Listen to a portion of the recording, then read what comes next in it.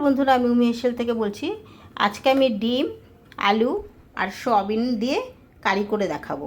তার জন্য সয়াবিনটা বয়েল করে রেখে দিয়েছি নুন দিয়ে, আর এখানে ডিমটাও বয়েল করে নিয়েছি, আলুটাও বয়েল করে নিয়েছি। ডিমটা ছাড়িয়ে আলু ছাড়িয়ে আমি ভেজে নেবো ভালো করে।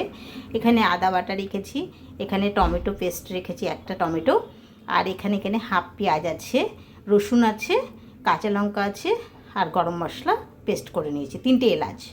আর এখানে রয়েছে শুধু ধনের গুঁড়ো আর জিরে আর তেজপাতা ফোড়ন দেব। এবার আমি তোমাদের বাকি প্রসেসটা দেখাচ্ছি। কড়াই তেলটা গরম হয়ে গেছে, নুন দিলাম, অল্প হলুদ দিলাম, দিয়ে ডিমগুলো এবারে ভেজে নেব।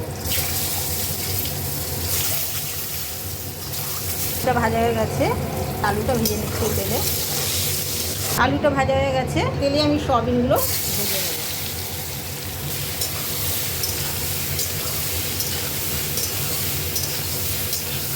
সয়াবিনটা অল্প ভেজে নিলাম, এবার আমি নামিয়ে দেবো সয়াবিনটা।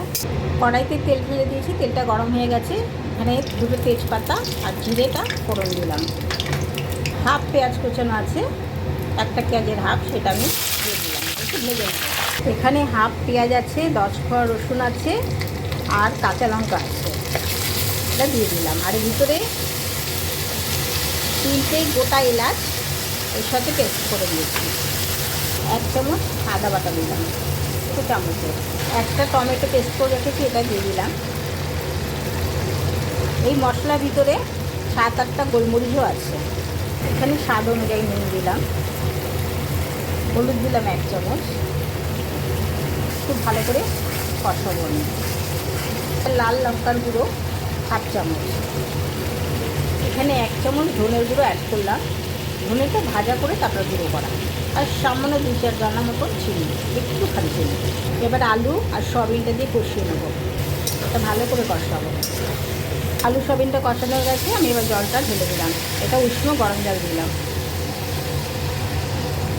ওটা ফুটে উঠলেই ডিমটা দিয়ে দেবো। ওটা ফুটে উঠেছে, এবার ডিমগুলো ছেড়ে দেবো। এটা ভালো করে 2 মিনিট ফুটবে। আর ডিম সয়াবিন আলুর তরকারিটা হয়ে গেছে। কারিটা আমি ধনেপাতা উপর থেকে ছড়িয়ে দিলাম। কারিটা হয়ে গেছে। তোমাদের যদি ভালো লাগে লাইক করো, কমেন্ট করো, সাবস্ক্রাইব করো। থ্যাংক ইউ, ধন্যবাদ।